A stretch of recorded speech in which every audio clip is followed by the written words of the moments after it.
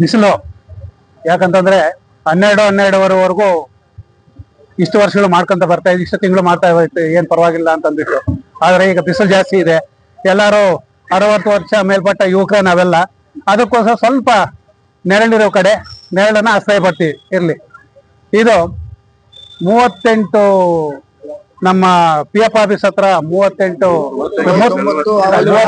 ಪ್ರತಿಭಟನಾ ಸಭೆಗಳು, ನಮ್ಮ 38 ಪ್ರತಿಭಟನಾ ಸಭೆಗಳು ನಮ್ಮ KSRTC BMTC ನಿವೃತ್ತ ನೌಕರರ ಅಧ್ಯಕ್ಷರಾದಂತ ನಂಜುಂಡೇಗೌಡರು ಅನುಪಸ್ಥಿತಿಯಲ್ಲಿ 38 ಅವ್ರ ಉಪಸ್ಥಿತಿಯಲ್ಲಿ 38 ನಡೆದವು. 38-39 ಈಗ ಅವರು ಹೊರದೇಶಗಳಲ್ಲಿದ್ದಾರೆ.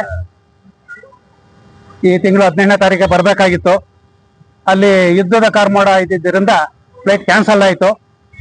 ಮೇ 18-19ನೇ ತಾರೀಕು ಬರ್ತಾರೆ.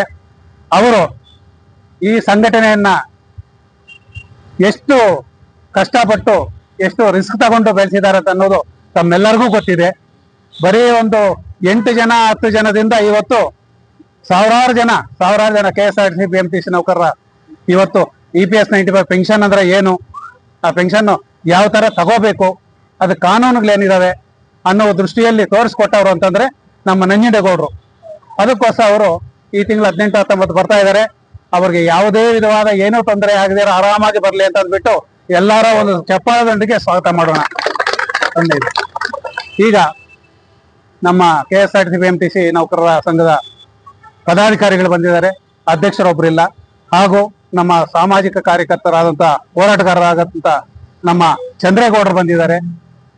ಪ್ರತಿಯೊಂದು ವಿಷಯದಲ್ಲೂ ಪ್ರತಿಯೊಂದು ಪ್ರತಿಭಟನೆಯಲ್ಲೂ ವಿಡಿಯೋ ಮುಖಾಂತರ ಆಗ್ಲಿ, ಪತ್ರಿಕೆಗಳ ಮುಖಾಂತರ ಆಗ್ಲಿ ಡೆಲ್ಲಿವರೆಗೂ ತಲುಪ್ತಾ ಇದೆ. ಅದಕ್ಕೆ ಕಾರಣ ನಮ್ಮ ಪತ್ರಿಕೋದ್ಯಮ ಇದರಲ್ಲಿ ಇರ್ತಕ್ಕಂಥ ನಮ್ಮ ನಟರಾಜ್ ಅವರು. ತಪ್ಪದೆ ಅವ್ರು ಎಷ್ಟೇ ಕೆಲಸ ಇದ್ರು ಕೂಡ ಎಚ್ಚರಿಸಿದ್ರು ಬರ್ತಾ ಇದ್ದಾರೆ.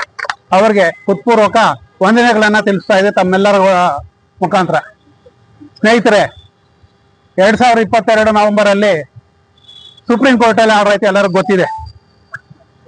ಸುಪ್ರೀಂ ಕೋರ್ಟ್ ಆರ್ಡರ್ ಎಲ್ಲ ಬಂದ್ಬಿಡ್ತು ಅಂತ ಅನ್ಕೊಂಡಿವಿ ಎಲ್ಲರೂ. ಅದಕ್ಕೆ ಮತ್ತೆ 2023 ಏನೋ ಒಂದು ಕೊಯ್ರಿ ಹಾಕಿದ್ರು. ಅದೇ ನಿಮ್ಗೆಲ್ಲ ಗೊತ್ತಿದೆ, ಎಕ್ಸಾಮ್ಟೆಡ್ ನಾನ್ ಎಕ್ಸಾಮ್ಟೆಡ್ ಅಂತ ನೋಂದಾಯಿತ ಸಂಸ್ಥೆ, ನೋಂದಾಯಿತ ವಿನಾಯಿತಿ ಪಡೆದ ಸಂಸ್ಥೆ, ವಿನಾಯಿತಿಯೇತರ ಸಂಸ್ಥೆ ಅದು ನಮಗೆ ಬರ್ತದೆ ಅಂತದ್ದು.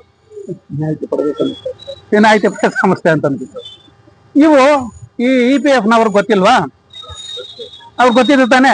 1955-56 ಆಗಿರ್ತಕ್ಕಂಥ ಇವರು 55-56 ಇದ್ದಿದ್ದ ಆಫೀಸರ್ಸು ಈಗ ಇಲ್ದಿರ ಇರ್ಬೋದು.